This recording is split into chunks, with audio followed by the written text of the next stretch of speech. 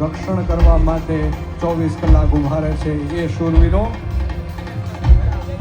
કોઈ શીખ મરાઠા ગુરખા